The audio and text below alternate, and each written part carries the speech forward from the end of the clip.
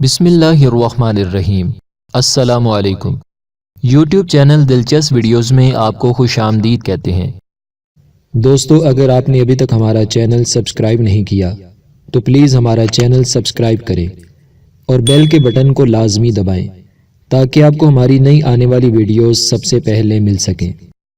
حضرت عبداللہ ابن عباس رضی اللہ تعالیٰ عنہما فرماتے ہیں کہ رحمت عالم نور مجسم صلی اللہ علیہ وآلہ وسلم کا فرمان ہے، جب رمضان شریف کی پہلی تاریخ آتی ہے تو عرش عظیم کے نیچے سے مسیرہ نامی ہوا چلتی ہے جو جنت کے درختوں کے پتوں کو ہلاتی ہے۔ اس ہوا کے چلنے سے ایسی دلکش آواز بلند ہوتی ہے کہ اس سے بہتر آواز آج تک کسی نے نہیں سنی۔ اس آواز کو سن کر بڑی بڑی آنکھوں والی حوریں ظاہر ہوتی ہیں، یہاں تک کہ جنت کے بلند محلوں پر کھڑی ہو جاتی ہیں اور کہتی ہیں، ہے کوئی جو ہم کو اللہ تعالیٰ سے مانگ لے کہ ہمارا نکاح اس سے ہو۔ پھر وہ حوریں دروغہ جنت یعنی جنت پر مقرر فرشتے حضرت رضوان علیہ السلام سے پوچھتی ہیں، آج یہ کیسی رات ہے؟ حضرت رضوان علیہ السلام جواباً تلبیہ یعنی لبیک کہتے ہیں۔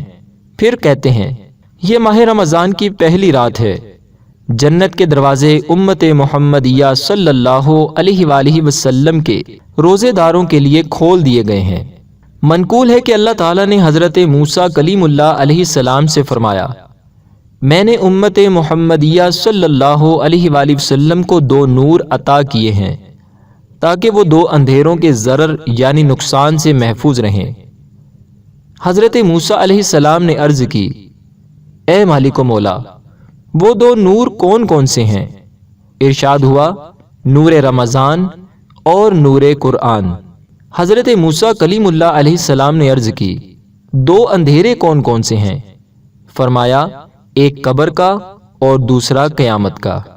دوستو، دیکھا آپ نے خدائے حنان و منان ماہ رمضان کے قدردان پر کس درجہ مہربان ہے۔ پیش کردہ دونوں روایتوں میں ماہ رمضان کی کس قدر عظیم رحمتوں اور برکتوں کا ذکر کیا گیا ہے۔ ماہ رمضان کا قدردان روزے رکھ کر خدائے رحمان کی رضا حاصل کر کے جنتوں کی ابدی اور سرمدی نعمتیں حاصل کرتا ہے۔ نیز دوسری حکایت میں 2 نور اور 2 اندھیروں کا ذکر کیا گیا ہے۔ اندھیروں کو دور کرنے کے لیے روشنی کا وجود ناگزیر ہے۔ خدائے رحمان کے اس عظیم احسان پر قربان کہ اس نے ہمیں قرآن اور رمضان کے 2 نور عطا کر دیے تاکہ قبر و قیامت کے ہولناک اندھیرے دور ہوں اور نور ہی نور ہو جائے۔ دوستو، روزہ اور قرآن روز محشر مسلمانوں کے لیے شفاعت کا سامان بھی فراہم کریں گے۔ چنانچہ مدینے کے سلطان صلی اللہ علیہ وآلہ وسلم فرماتے ہیں، روزہ اور قرآن بندے کے لیے قیامت کے دن شفاعت کریں گے۔ روزہ عرض کرے گا، اے رب کریم، میں نے کھانے اور خواہشوں سے دن میں اسے روک دیا، میری شفاعت اس کے حق میں قبول فرما۔ قرآن کہے گا، میں نے اسے رات میں سونے سے باز رکھا، میری شفاعت اس کے لیے قبول کر۔ پس دونوں کی شفاعتیں قبول ہوں گی۔ امیر المؤمنین حضرت مولا کائنات علی المرتضیٰ شیر خدا کرم اللہ وجہہ فرماتے ہیں، اگر اللہ تعالیٰ کو امت محمدی صلی اللہ علیہ وآلہ وسلم پر عذاب کرنا مقصود ہوتا تو ان کو رمضان اور سورہ قل ھو اللہ شریف ہرگز عنایت نہ فرماتا۔ حضرت عبداللہ ابن مسعود رضی اللہ عنہ سے روایت ہے، محبوب رحمان صلی اللہ علیہ وآلہ وسلم کا فرمان ہے، رمضان شریف کی ہر شب آسمانوں میں صبح صادق تک ایک منادی یہ ندا کرتا ہے، یعنی اعلان کرنے والا اعلان کرتا ہے، اے اچھائی مانگنے والے، مکمل کر، یعنی اللہ تعالیٰ کی اطاعت کی طرف آگے بڑھ اور خوش ہو جا، اور اے شریر، شر سے باز آ جا اور عبرت حاصل کر۔ ہے کوئی مغفرت کا طالب کہ اس کی طلب پوری کی جائے، ہے کوئی توبہ کرنے والا کہ اس کی توبہ قبول کی جائے، ہے کوئی دعا مانگنے والا کہ اس کی دعا قبول کی جائے، ہے کوئی سائل کہ اس کا سوال پورا کیا جائے۔ اللہ تعالیٰ رمضان شریف کی ہر شب میں افطار کے وقت 60,000 گنہگاروں کو دوزخ سے آزاد فرما دیتا ہے۔ اور عید کے دن سارے مہینے کے برابر گنہگاروں کی بخشش کی جاتی ہے۔